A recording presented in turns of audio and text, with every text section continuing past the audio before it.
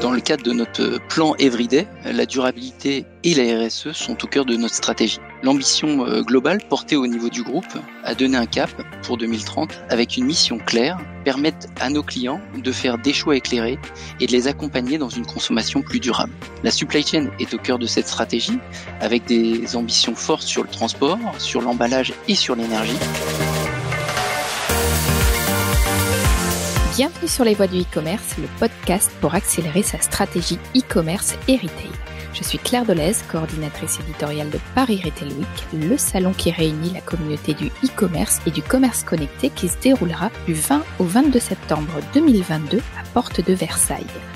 Le temps de ces podcasts, je recevrai les mentors incarnant les problématiques business du salon.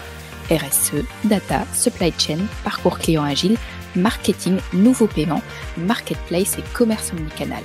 J'échangerai avec eux pour disséquer les stratégies de leur marque et vous donner de précieux conseils pour répondre aux défis du e-commerce et du retail connecté. Aujourd'hui, j'ai le plaisir d'accueillir Grégory Chekroun, directeur des flux, de la logistique et du transport chez Fnac Darty.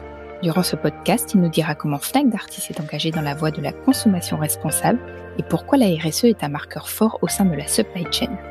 Il nous parlera de l'évolution des attentes des consommateurs et de la hausse du e-commerce poussant à l'évolution de la supply chain. Il abordera également la planification et la difficulté de gérer les talents. Enfin, il nous dira où il puise ses sources d'inspiration. Bonjour Grégory, ravi de te retrouver dans ce podcast incontournable qui est devenu les voies du e-commerce. Bonjour Claire, merci. Alors, j'ai une première question, Grégory. Depuis 2018, Fnac Darty s'est engagé dans la voie de la consommation responsable en travaillant sur une offre plus durable. Vous avez d'ailleurs aujourd'hui une BU destinée à la seconde vie des produits. J'aimerais savoir en quoi la RSE est un marqueur fort qui est également perceptible dans la supply chain. Oui, effectivement, dans le cadre de notre plan Everyday, la durabilité et la RSE sont au cœur de notre stratégie. L'ambition globale portée au niveau du groupe a donné un cap pour 2030 avec une mission claire, permettre à nos clients de faire des choix éclairés et de les accompagner dans une consommation plus durable. La supply chain est au cœur de cette stratégie avec des ambitions fortes sur le transport, sur l'emballage et sur l'énergie. En 2017, nous avons engagé un certain nombre d'actions sur ces trois axes avec les équipes supply et RSE. Plus récemment, afin de renforcer cette démarche, nous avons adhéré au dispositif Fred 21, piloté par l'ADEME, donc pour les chargeurs. Dans le cadre de ce programme, nous avons pris l'engagement de réduire de 10% en 3 ans nos émissions de CO2 dans le domaine du transport et nous avons défini 4 principales priorités. La première, c'est la conversion de nos modes de transport vers des modèles alternatifs plus durables, avec le déploiement d'énergie verte comme le gaz, l'électrique ou le ferroviaire. Le second levier, c'est de fournir à nos clients un choix éclairé sur le service, en plus de ce qu'on fait déjà sur les produits, avec une information transparente sur les émissions de CO2 générées par nos différents modes de livraison. Le troisième levier concerne nos emballages et l'optimisation de nos contenants.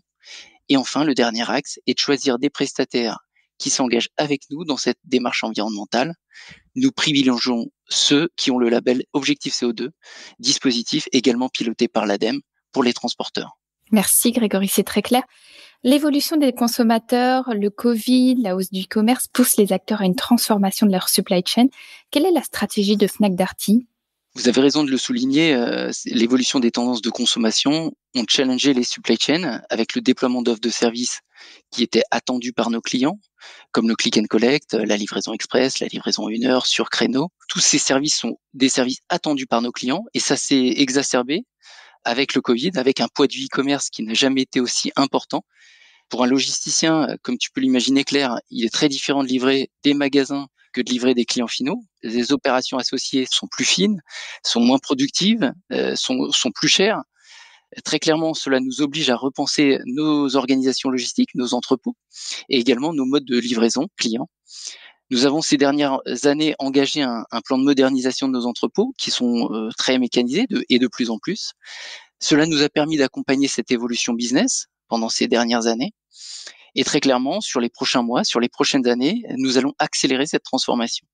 L'objectif pour nous, ça va être d'améliorer nos niveaux de service aux différentes attentes de nos clients, d'adapter notre organisation à l'évolution du e-commerce et de baisser nos coûts unitaires.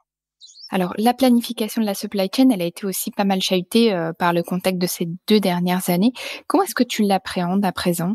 Alors, le Covid a très clairement fait évoluer notre façon de travailler. Nous sommes passés de modèles très industriels, parfois un peu rigides, à des modèles plus agiles. Le process de planification a également évolué sur de nombreux aspects.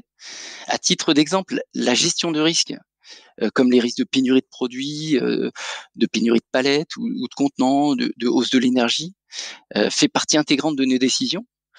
Par ailleurs, donner de la visibilité à nos clients sur la disponibilité des articles est devenu une priorité. Nous avons renforcé la collaboration interne avec les différentes directions, commerciales, marketing, puisque les prévisions sont de plus en plus incertaines. Et enfin, nous avons engagé des partenariats plus forts avec nos fournisseurs afin qu'ils nous donnent de la visibilité sur nos commandes et nous donnent des garanties de service. Merci Grégory pour ces précisions. J'aimerais à présent qu'on aborde le métier de la supply chain. J'ai cru comprendre que vous faisiez finalement face à des difficultés en termes de gestion des talents. Oui, effectivement, la supply chain, elle vend en poupe, mais les logisticiens sont également très demandés.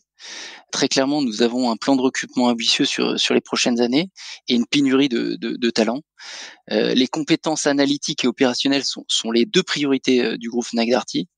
Nous avons clairement de nombreux atouts pour celles et ceux qui veulent nous rejoindre, la marque employeur et la culture d'entreprise. Nous avons l'une des plus belles supplies du retail en France et elle évolue constamment.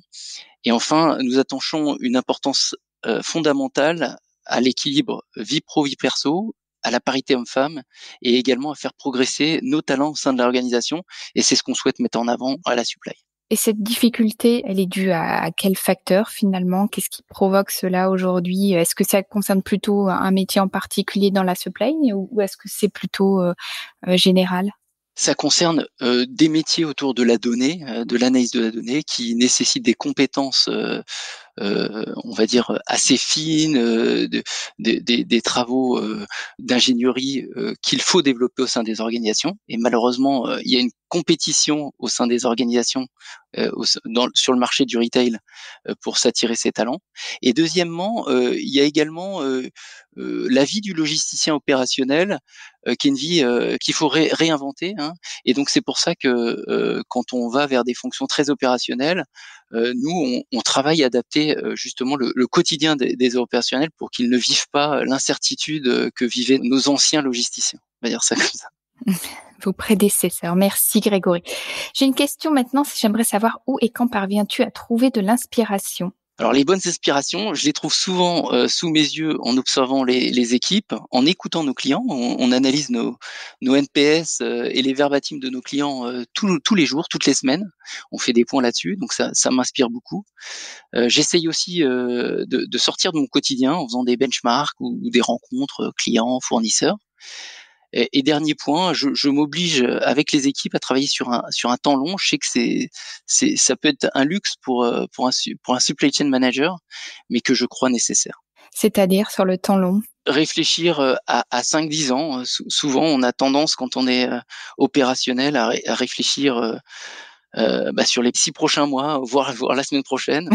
Et donc là, l'idée, c'est de poser un peu le crayon et de se projeter. Et donc souvent, ça permet de trouver l'inspiration, de prendre la hauteur, exactement. Merci beaucoup Grégory pour ce partage d'expérience. J'ai été ravie d'échanger avec toi. Merci à toi. On se retrouve sur le salon. Eh oui, effectivement. Avec plaisir. Avec plaisir. Merci Grégory.